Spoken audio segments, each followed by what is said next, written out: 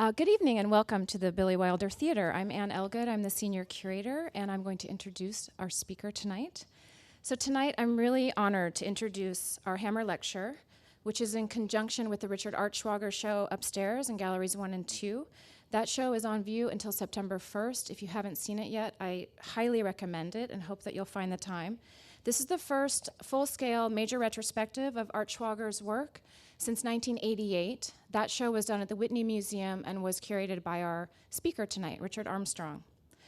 Richard Artschwager was born in 1923 and unfortunately passed away in February of this year. He was able to see the show at the Whitney, though, and was very, very happy and knew that it was coming to the Hammer. The show was organized by the Whitney Museum, and it was on view there in October, and it will travel after here onto 2 venues in Europe. There are approximately 150 works in the show, and it really highlights his remarkable exploration in all mediums, sculpture, painting, and drawing, and brings to light the extraordinary breadth of subject matter and form that he undertook throughout his career. We're also really excited about bringing the show to Los Angeles because we feel that Artschwager's work is sort of under-recognized in our community, and we hope that it's an opportunity for a younger generation, and especially all the incredible artists in our community, to experience Richard's work firsthand. And that was really important to us.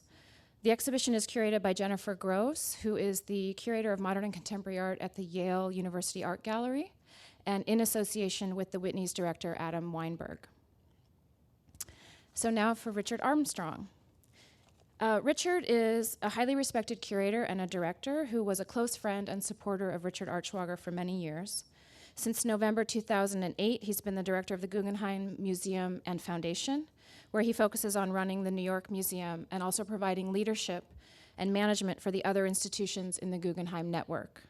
For the past several years, Richard has been overseeing the development of the Guggenheim Abu Dhabi Museum, and prior to the Guggenheim, he was the director of the Carnegie Museum of Art in Pittsburgh, where he also served as the chief curator and curator of contemporary art.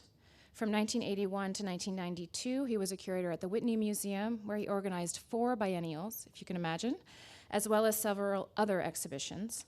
And prior to that, he served as a curator at the La Jolla Museum of Art. Richard met Richard in 1976, and he was committed and a thoughtful advocate for his work throughout his entire career.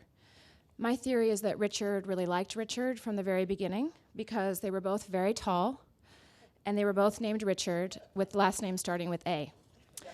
Please join me in welcoming Richard Armstrong. Thank you, Anne. Let me say, first of all, that I'm very inspired in seeing Anne Elgood's presentation of this exhibition upstairs and recommend your close inspection of it. Also, I'm indebted to the educational department here with Claudia Bester helping. And also, wherever she is, my big admiration to Anne Philbin for making this one of those singular institutions that not only distinguishes Los Angeles, but actually gives hope for American museums. So I guess we're going to have slides now, yeah. A little dramatic.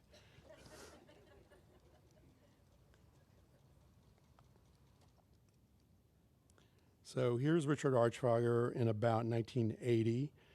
It is true that we became close friends after we met each other, maybe the second time we met each other. That was in the late 1970s.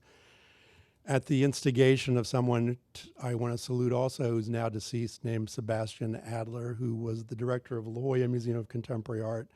He forced me to do a Richard Artschwager show, and I did know Richard Artschwager's work from having seen the American Pop Art show at the Whitney in 1974, but like most of you, I didn't know what to make of it. Soon after I got to know Richard, I could see that what he did was endlessly fascinating for me, and that by temperament, we amused one another. So it became a great big frolicking adventure from about 1977 onwards. I think it's appropriate that here we're seeing him in the milieu of the Art Museum at the Rhode Island School of Design. And it's a faintly 19th or 18th century even scent to the room. Richard, as you heard, was born in 1923, but in the last days of 1923, I keep noticing he keeps getting on the edge of everything.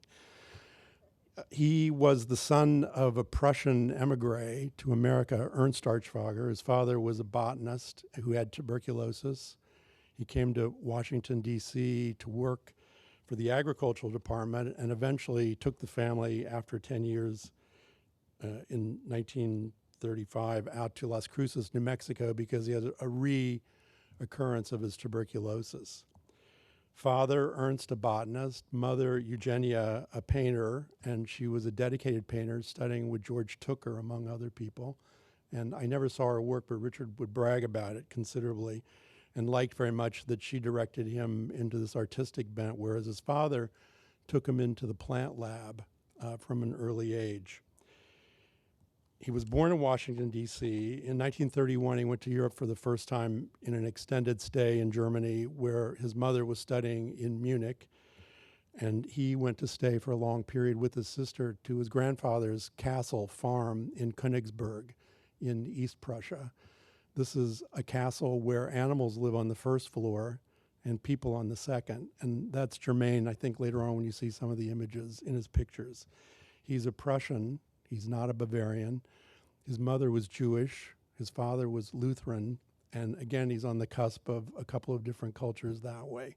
So the family's not only speaking German at the dinner table, it's after 1931, 35 speaking Spanish in the outer world and English when it has to. So he's a multilingual guy who sees, I think, three-dimensionally from an early moment. His mother took him frequently out into the high desert around Las Cruces, and they drew together. Some of the pictures upstairs in the exhibition, particularly the series called Bushes, show you that he was very attracted to solitary plant forms, and he would often say, talking about why he painted pictures like that, which are essentially quite ugly, that he liked seeing the plants in isolation from one another. In 1941, he went to Cornell, and his father had studied at Cornell as well, and he stayed there for 2 years studying biology, chemistry, and math. So you can see that he was a sort of polymath himself, speaking all these languages, being attracted instinctually to science, but also to art. In 1944, he was drafted into the Army, and this was late in World War II. He was wounded at the Battle of the Bulge, which I thought later could have been the title for one of his pictures, Battle of the Bulge. He did administrative work then in Frankfurt after the Germans capitulated, and he wound up doing counterintelligence, also a perfect Artschwagian word, in Vienna after the war. Remember that Artschwager means brother-in-law of art. So there's already the beginnings of an enigma and a rich verbal cast to his name. He married an Austrian lady in Vienna. They came back to America. He went back to Cornell. So this is 1947 to 50. He got a BA in science, which I'm not sure how one does. And he thought that he should become a plant biologist, but she convinced him, his wife, not to do that, but rather to go to New York from Cornell, which is upstate New York, as you know, and try his hand as an artist. He'd been drawing and sketching through this whole period. So they moved to the Upper West Side. He studied with Amédée aux Enfants, which is the sort of colleague of Corbusier in inventing this sort of flattened and not very interesting French style called purism in the 1920s. It's typical of Richard that he would not go downtown and study with Hans Hofmann on 10th Street like all of his colleagues, but rather stay uptown and work with someone who had a much colder cast to what he was doing. He became a bank teller. He had a baby, so he had to make money. He became a baby photographer, and ultimately he became a cabinet maker. So this is all in the early 1950s. His brother-in-law came from Vienna, and they jointly put together a furniture shop. And just lately, there was a desk from 1952 that Richard had designed that was on sale here at Los Angeles Modern Auction. And you can see that the workmanship is really quite exceptionally good, but he's doing a version of Danish modern, and it doesn't really have that singularity that you might hope for. In 1957, he was commissioned, he and his brother-in-law, to make portable altars for the U.S. Navy. And he made several dozen altars, and they were taken aboard ships. It was for the Coast Guard, in fact. In 1958, he had a disastrous fire in his studio, and he lost all the furniture as well as most of his art at that moment. He went away back to the Southwest for a while and made paintings, which he showed in 1959 at a gallery in New York called Art Directions. I've never seen images of them. We know his work from that moment, and two of the pictures are on view upstairs. I have no images of them, but they're peculiar conglomerations of abstraction and the Southwest desert on one canvas. So here he is around 1980 with the perfect repertory of what he cared about, which was sitting and thinking and being in a nice environment and making sure that there was an exclamation point. Now the show begins in a very nice way, and you sort of ease into what he was preoccupied with in the early 1960s. This picture, which was in the Whitney show, I hadn't seen previously, but here we see a typical, prototypical baby. It could be anybody's baby, really. I'm sure he took the image of the baby. He had, in 1961, had a kind of eureka moment where he stumbled literally on the street over a found photograph. And from that photograph, he made a grisaille painting using a gridded system that transferred images in a photorealist kind of way from the photo to the painting surface. In doing that, he became friendly with Malcolm Morley, and the two of them worked together for about a year on this new photorealist technique, which later we associate with artists such as Chuck Close or Joe Zucker. This picture, as I said, is not my favorite painting, but it's typical of Richard in that it's kind of happy, it's kind of awkward, and it doesn't make sense that it's hairy and gray and black and white. And it has a frame around it in which you see yourself, which is typical of him as well. He's very interested from the beginning in making certain that we are incorporated into his activity. In fact, one of the best quotes from him at an early moment is when he says, "The art is what happens to the spectator by prior arrangement of the artist." He also says art is thought experiencing itself, and he calls sculpture felt space. Then he goes on to define space as an abstraction that grows naturally out of our looking at, looking into, looking through, walking, opening, sitting, thinking about sitting, passing by, etc. So here's one of those early pictures that caught the attention of a certain number of people, including Donald Judd, who looked at Artschwager's work and thought about it with some seriousness for a while after he gave up on it.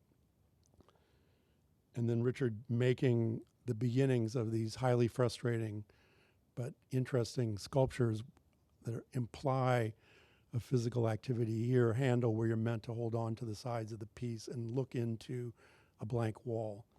I prefer this when it's vertical, so I typically reproduce it vertically, but he showed it horizontally, which I think is a mistake. Then other paintings from the early 60s, and now remember that by 1962, other artists, Lichtenstein and Warhol foremost among them, have begun this reconsideration of popular imagery that we now call pop art. Here, we're looking at someone who's reconsidering an image, but it's actually quite unattractive. This is LaFrac City in Queens, and you can see once again, he's transferred images from the New York Daily News onto a surface using a grid method, and upstairs a number of the pictures really show you the grid, and I can show you in a few slides how that works. This material is called Celotex. It was a branded material that if you lived in a trailer, you would have known well because typically a lot of American trailers had it in the ceiling, or if you were a certain socioeconomic caste, you would have used it as insulation. It's the leftovers of the processing of sugarcane. So when sugarcane is squeezed to give us the liquid that becomes crystal sugars, behind that lies a lot of fiber, and the fiber then is wet and made into a kind of porous paper called Celotex by trademark. Richard liked it because it was hairy and it had a very strong tooth. And then later in the 60s, he discovered varieties of it that were embossed. So there was a lot of activity in the surface, some of which looks like Van Gogh or other expressionist artists. He'd first seen the work of Celotex being used at a small show of Franz Klein's work, and he instantaneously recognized he could use it, he could afford it, and he could make it his own. So these very nice frames that really characterize his work, also typically reflective but occasionally painted black, are sort of atavistic reminders of his having been a skilled carpenter earlier in his life. So when I mentioned the dozens of altarpieces that he would have made for the Coast Guard, here in 1962 is the first really significant altarpiece that he makes without giving it such a title. So typically with Richard, either it's a very clinical title or it's so oblique that you really don't know what you're supposed to be thinking while you look at the words. And I apologize for all this data underneath the images, but that seems to be the world we live in today. I think it's much better to see things in isolation without this. This picture is upstairs. You'll see that it's Formica, and it's Formica in a three wooden frames. In 1962, he decided that 1960-61, he decided that Formica would also be the material that he could work with best. Remember that it's a trade name. It's a photograph of wood grain or another surface that's processed and laminated onto a different surface, and then you cut it out and make sort of three-dimensional replications of what wood should look like. In this case, you see a much more abstract kind of crushed tin foil, but I'm sure that suited him because that might be his representation of what God looks like. There was a self-portrait prior to this, and it was an image of a man in a shaving mirror on top of a chest of drawers that he painted. Then quickly, in using Formica, he began this abstraction. So here we have portrait number 2 from 1963, which is upstairs, beautifully presented, utterly obdurate. You don't know what you're supposed to be doing. It's a mirror that doesn't reflect back. None of the drawers open. And the whole thing's slightly too skinny and weird to really be serviceable. But you can't get it out of your mind. And I think here, this is an interesting point as well. Early in the 60s, he has a taste for color that he'll sort of expunge for a long period until late in his career. So not only in this yellow, but also in this, which was the very first of the chairs, and there were many, many dozens of them to come, he incorporated color. This is a kind of portrait of a Victorian lady's chair. It could be serviceable. One could sit on it. There's the intimation of space underneath the legs. That's what the black means. And the red, of course, would be a kind of velvet that would be typical of a Victorian chair. These kinds of things were seen early in his studio by Ivan Karp, who we know as the director of O.K. Harris Gallery, recently deceased. But prior to that, for many years, he worked for Leo Castelli at Leo Castelli Gallery, and it was Ivan who had a great taste for Richard and was influential in many ways in Richard's development. And he brought Richard into the Castelli Gallery so that in 1964, he showed work like this in a group show that was featuring Christo, Robert Watts, and Alex Hay. And a few months later, a second group show that had the more orthodox pop artist Roy Lichtenstein, Rosenquist, Stella, and Warhol. Richard never really fit nicely into the pop thrust, but he tried to take advantage of their popularity, and who wouldn't have? And neither did he fit well into the minimalist thrust. So again, he was a kind of orphan, or I think better to see him as a person who's always in a passageway. So this is the famous description of table, I think owned by the Whitney Museum. Anne chose to put it right at the entryway. It's a beautiful piece. Or is theirs pink? It's this one? Yeah.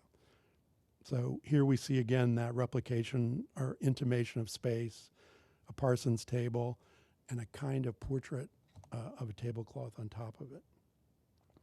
good title here too, description of a table. He didn't say table. Then there are variations on that through the middle 1960s. This is Barry Lowen's great piece now at MoCA, Mirror, Mirror, Table, Table. Again, everything's utterly dysfunctional. It's good looking, but you don't know why the hell it's there. And it's a kind of set of colors that I think a lot of advanced artists, even as early as 1963, 64, would have shied away from, but Richard had great courage in sort of doing what he cared to do. Then in 65, 66, and leading up to an important show at Castelli's in 67, he found this sort of classic walnut burl Formica, and that, in a way, inspired and calmed him down. And there were 12 of these objects that looked at different descriptions in his own mind of what abstraction meant. So here we see the one that's most clinically titled, Construction with Indentation, and the greatest of them all, untitled now in the La Jolla Museum collection. This really demonstrates most forcefully his attraction to a kind of faux pictorialism. So we're looking at a photograph of walnut burl that's been processed into plastic, which is then laminated onto a thin sheet of wood, which he uses a bandsaw to cut apart and re-adhere onto a substructure made out of plywood. So it's a photograph of wood that's applied on top of wood, and it's a discourse about what illusion can mean and how we think of space or don't, and how to participate in climbing into these either visually or physically. This work and work like it was shown in a very important exhibition at the Jewish Museum in 1966, organized by Kinnison McShine, called Primary Structures. And it's from that moment on that Artschwager enters into the canon of sculptors who are redefining what could happen inside abstraction. I'd say prior to that, there was very little sculpture of any first rate during the abstract expressionist moment, other than, let's say, David Smith and some very early Marc de Souvero. There were many sculptors, nevertheless, at work doing different kinds of things, but there was almost no one doing what Richard was trying to do at this moment, which was really distillate his ideas about abstraction, about sculpture, and really the purpose of art itself. Going back to the idea of the found photograph here, there are a number of militaristic themes. I think that's the Prussian coming through. We're seeing this picture called Sailors from 1966. Here we have a full demonstration of your incorporation into the art object as you see your own face where the four frames come together in the center. And this normally, if you were a classically trained artist, would be the point of greatest focus in the picture. You would have gone to that center as the place where space receded most deeply and then brought you into the story.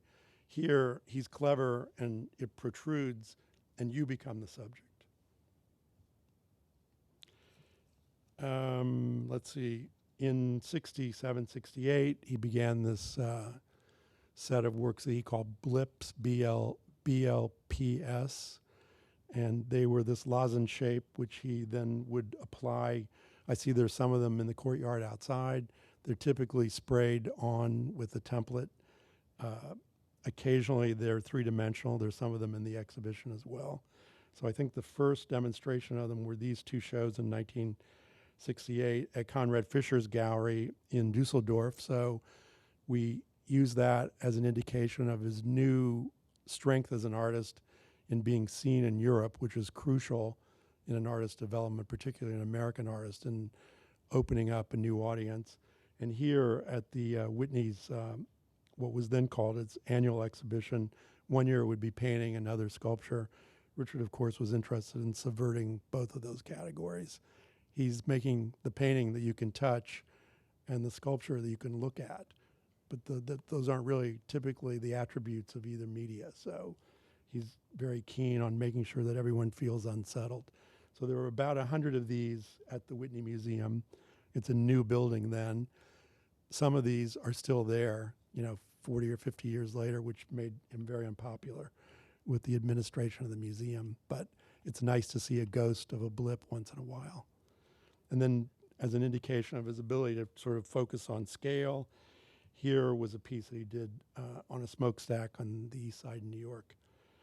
You see the white, in this case it's reverse, so it's a black field, white blip. I think there are very few of those, but it did happen. Living in New York, this is the late 1960s. He's beginning to get a little capital. In the early 1970s, he bought an important farmhouse in Charlottesville, New York, which is where I first met Daniel Weinberg. And Richard undertook the restoration of this Greek Revival house in what had been a very wealthy hop-growing part of New York State, now completely run down, where Ivan Karp had first found a house. And I'm bringing that up because then, during the 1970s, we begin to see a number of pictures that revert back to domestic architecture as a motif. He's drawing through all this period. You can see that he's very keen on reconsidering illusion at the very moment when it's meant to be pushed out, literally out of art. And by this moment, Judd is, dead keen on getting illusion, as so was Clement Greenberg, out of painting, the other in sculpture. But I think Richard understood that there was some kind of magic in our ability to impute meaning into these marks. And he made hundreds of such drawings as this one from 1969. We see a few of them upstairs. Now here is the beginning of things getting a little more weird. This is his version of a famous Tintoretto painting. You can see that the blips now stand in occasionally for subjects. Those would have been figures in the Tintoretto. He loves the architecture, and he's keen on the inherent activity of the Celotex surface. A very puzzling painting, and maybe not his best one, but interesting, again, as a demonstration on his part of his deep connection to classical training. In that notion of being a passage person, I realize in some ways he was a product of the 19th century. He had a deep classical education. He was a very good pianist. For a while he thought he might be a pianist. And he was very attracted to Bach in particular, played beautifully the piano. And I think that he was a kind of weird hybridization of a modern mentality on top of a set of very formal Prussian manners. So here we go now in the 1970s. He was in the exhibition When Attitude Becomes Form in Bern, which has been recreated to its damage, I think, this summer in the Venice Biennale. And you can see, because of the context of that he really didn't fit in with any of the other artists in the exhibition, all of whom are tearing things and wrecking things and basically getting involved with transmuting materials, sometimes in a destructive fashion. Whereas he's walking around putting the blips on the wall in a way that really subverts the meaning of the other people's work. And he became very unpopular among certain artists for that. Then in the 1970s, and I think this is very much about the restoration of the house in Charlottesville, he starts becoming attracted to these silly black and white photographs, again, from the Daily News usually, occasionally the Post and elsewhere, that talk about these overdressed interiors. And he makes these very peculiar, very deluxe paintings that are hairy and colorless. So again, it's a weird reinterpretation of what it means to be wealthy and happy, because they're utterly grisaille, and frequently they have weird distortions in them as well. So this picture, which is upstairs, again, kind of says go to the middle of the picture and try and recede and be a classically trained art historian. But whoops, I forgot, on the left I'm going to screw with you. And on the right, we'll change the perspective slightly as well. This is one that he felt really happy about and is a great picture. So in these paintings, he's gridding it off, and then he's using black and white and charcoal to sort of catch the height, the embossed part of the surface to heighten his own subjects. And occasionally, you can see it in the billowing drapes, he would apply some paint just to make the whole thing seem a little fuller, I guess. Another series which might have presaged his own psychic condition, I'm not sure. This is Destruction from 1972. Again, this is a whole series that, and I think we see 2 or 3 of them upstairs based on photographs of a hotel being blown up in Atlantic City, the Traymore Hotel. And these have become, great classic icons.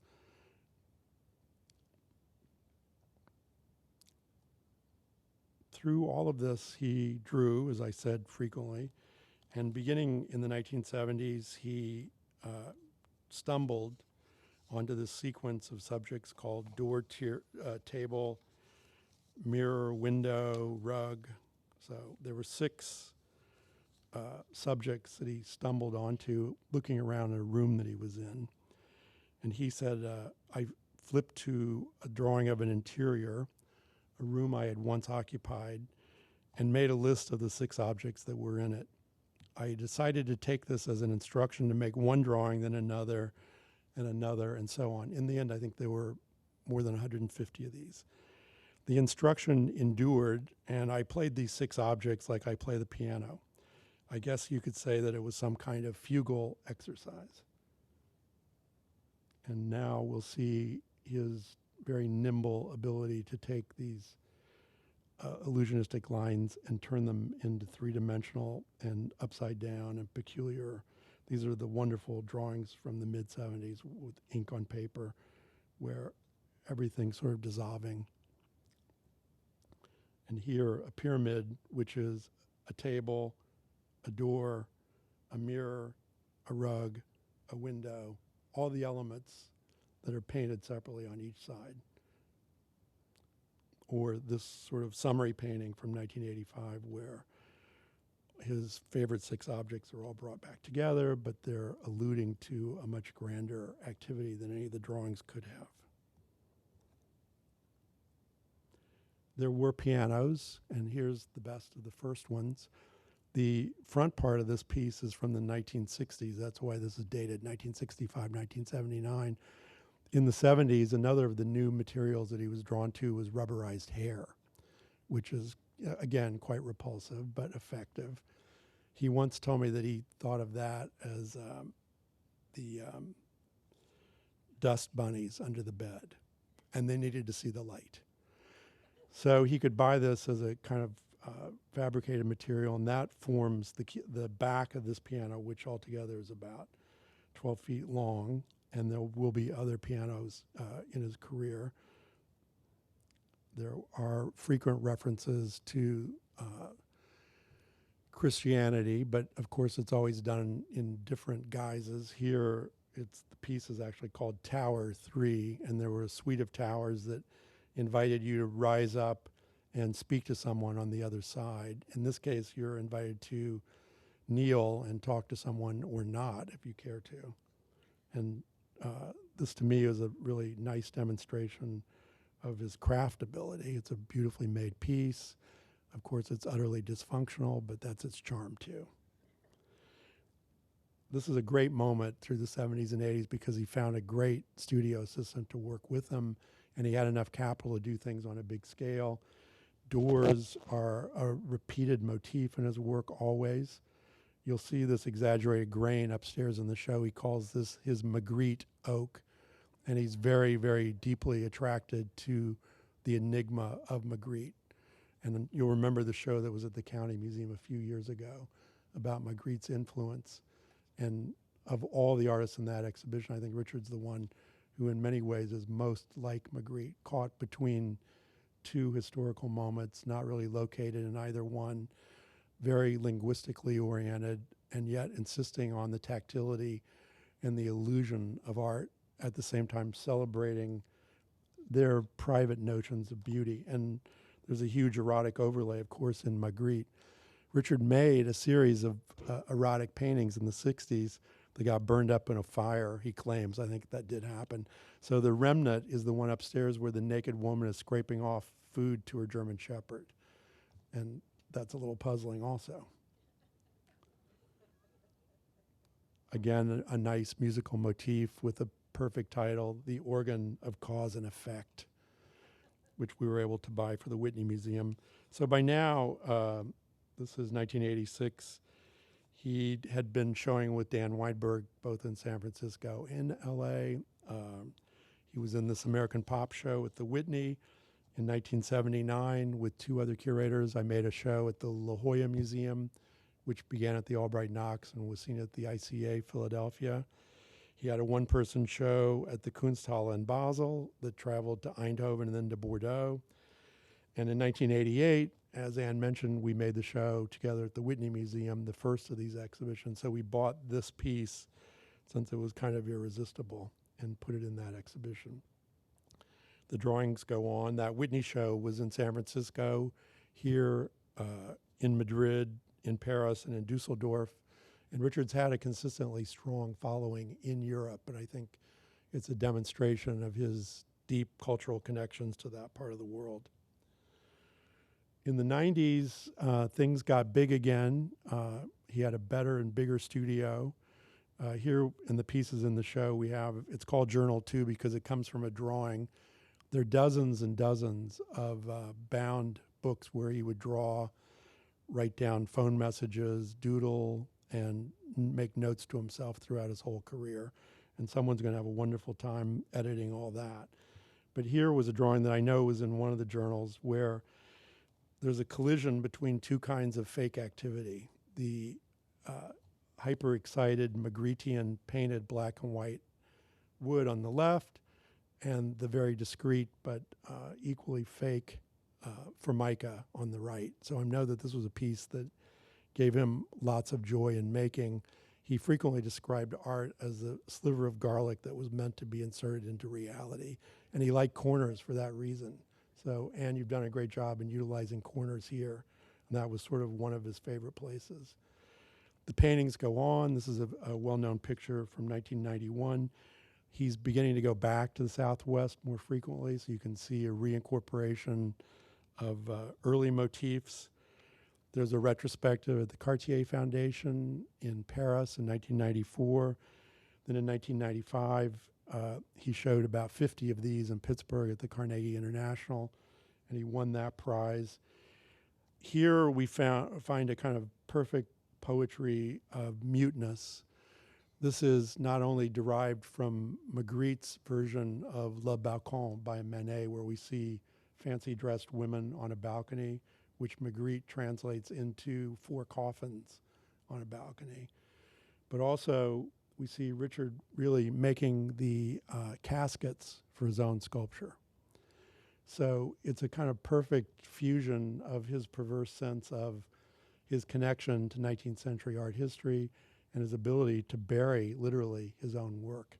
So in Pittsburgh, we took several of these, and then we added in this piece, which was related, but more overt in a way. So this is the famous table prepared in the presence of enemies.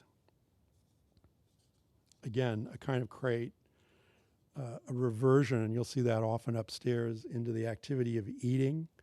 I think he saw the dinner table as a place where people could exchange ideas and be relatively egalitarian, since everyone was seated and therefore about the same height.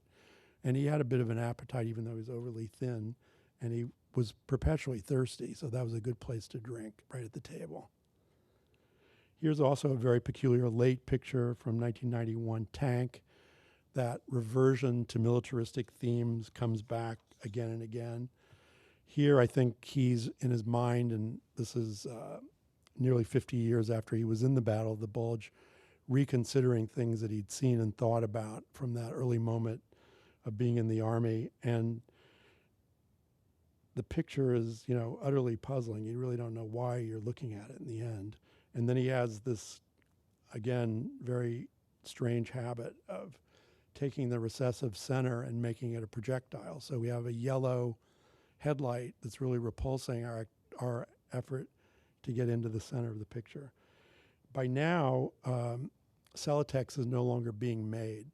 So the pictures that come later in the career have a different texture to them, literally and metaphorically. So Celotex, and Formica, by the way, but Formica went bankrupt. Celotex stopped being made.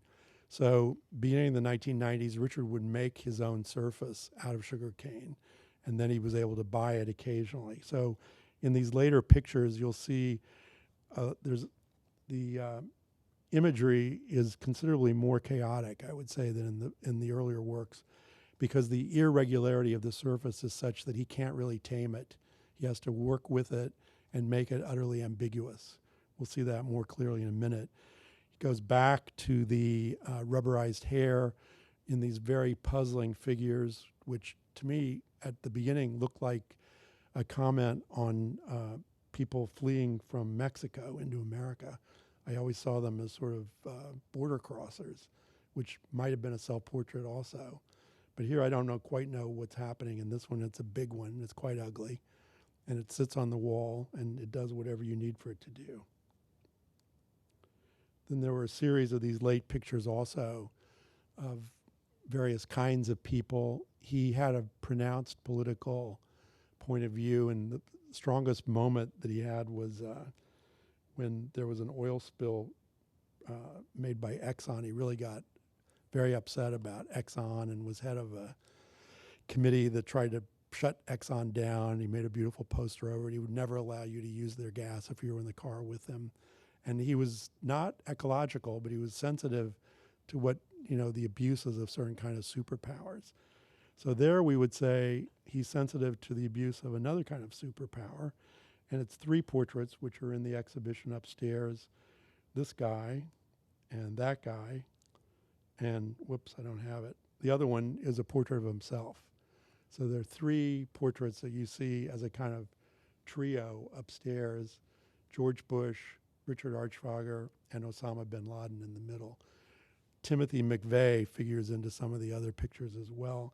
And he had a very acute sense of identifying with current events without sort of slavishly illustrating them or taking a definitive position vis-a-vis what we might call reality. These are the last of those pieces that had the wonderful aluminum frames that you see yourself in. And it was really a great moment, I think, around 2003 when he was able to make those. Then when you might have imagined, and I certainly would have, at an 80-year-old, you kind of just think you're going to take a bubble bath or take a powder or whatever you want to take. And he began making these overscaled pictures, which were upsetting. I thought they were clumsy, to be honest. And I also was repulsed in a way by the color.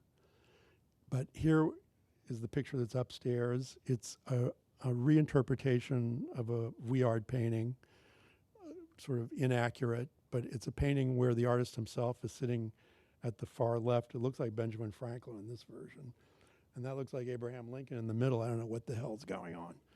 And then the woman is the same woman that's in the Vuillard painting. It's the picture called Le Dîner. I just saw it the other day in Zurich. It's a really fine picture, and it's typical of Richard that of all the people in the 19th century that he might recollect, and that's the title of the picture, he would go back to these intimate artists who were about a kind of weird interpretation of high bourgeois living at the turn of the century. So the tablecloth is clumsy, quite deliberate. The bottles are overly large, but that's okay because we're all thirsty.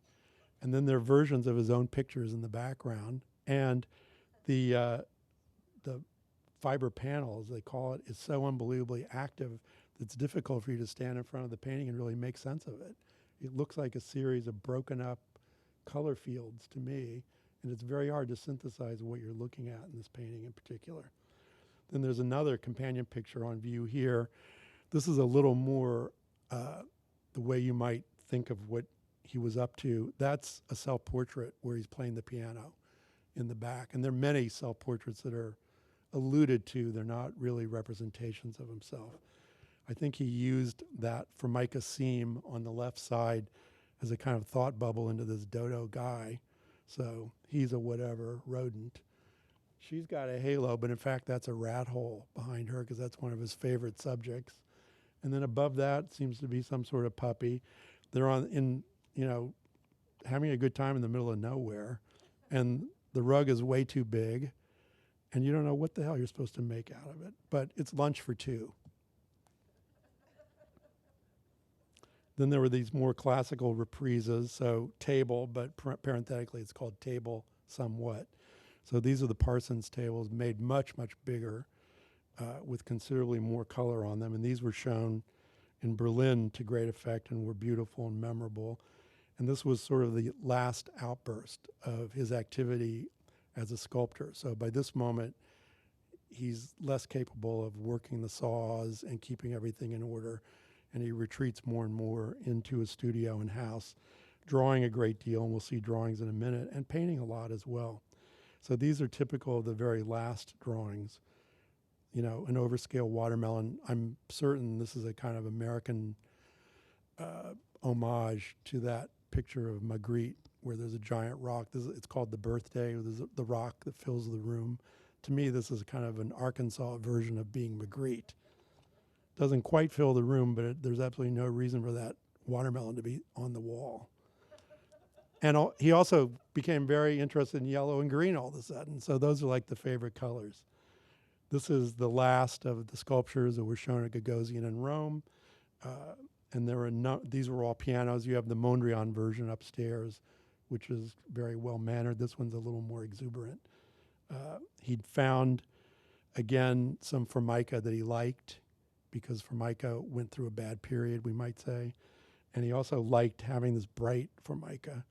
And then this exclamation point as the keys on the piano is a double entendre for him, just as the black and white of the keyboard itself is a kind of family portrait of the blips.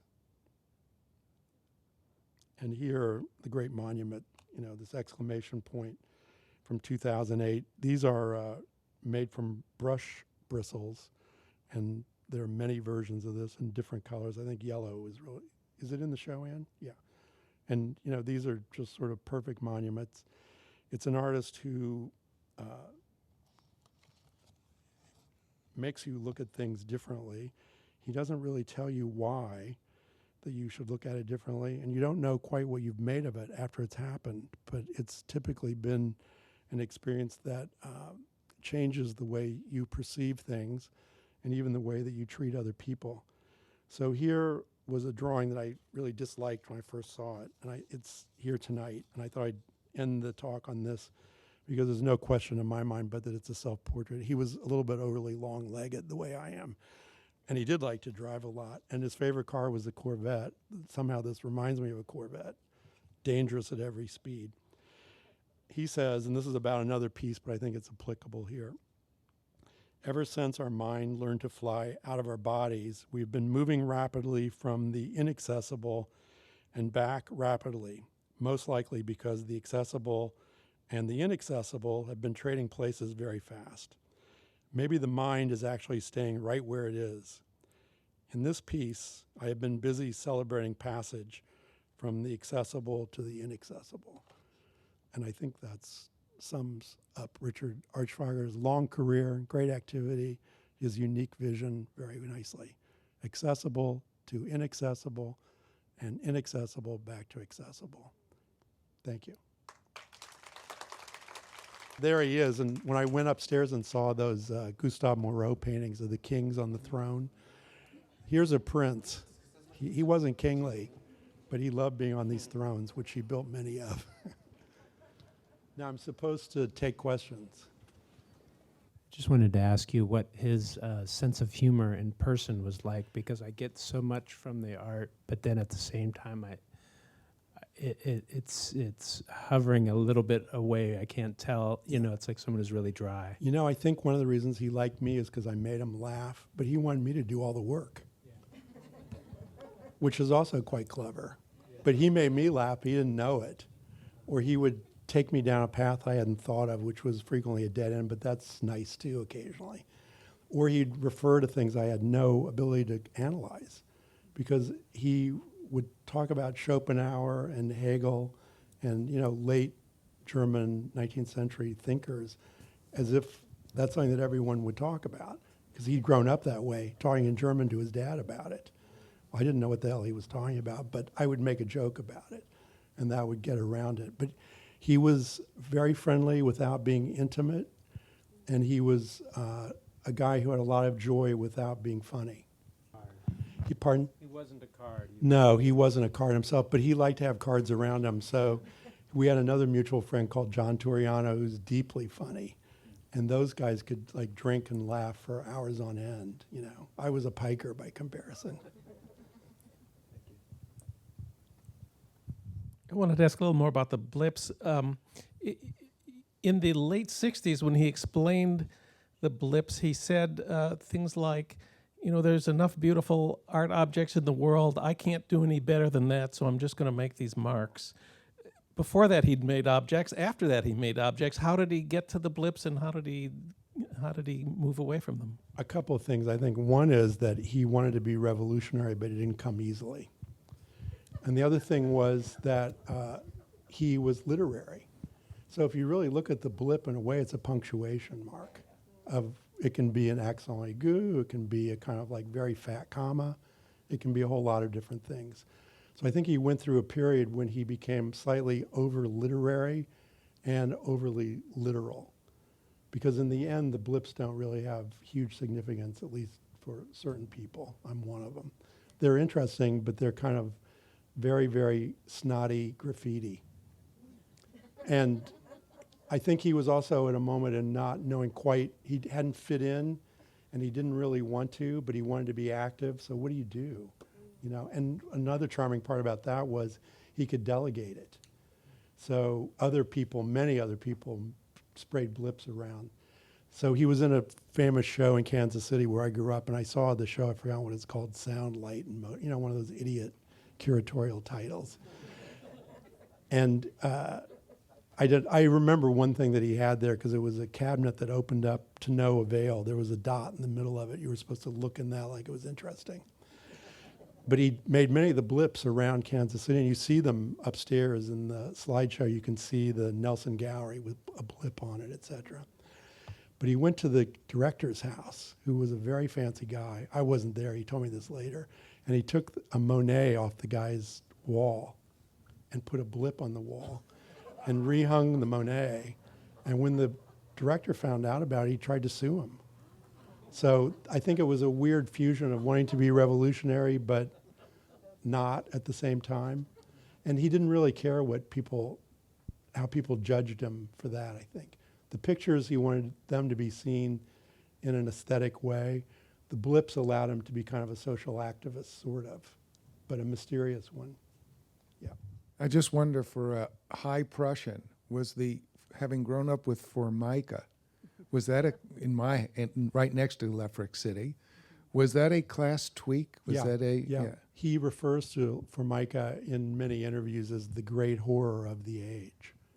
And he wanted that twist to everything. You're absolutely right. So I don't think Lefrak City was meant as a kind of comment, because he saw it, I think, as a kind of funny thing. Remember, he was studying with aux enfants, so here's a kind of Corbusian-like pile of nothing, and it lets him become a kind of fake cubist in that one picture.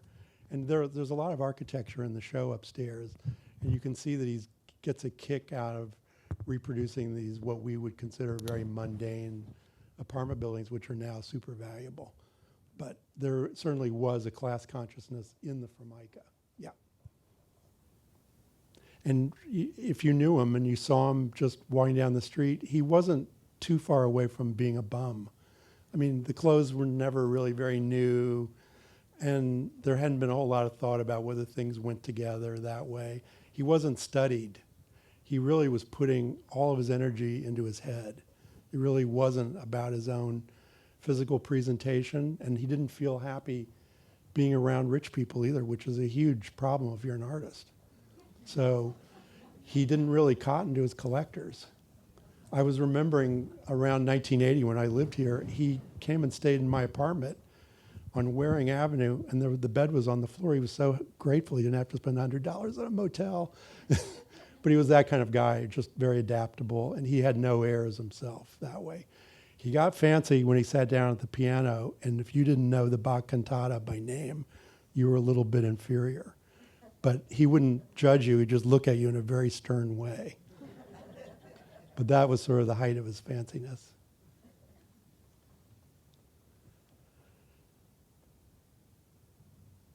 Thanks, everybody. And really, I say to Anne, it's a great presentation of the show.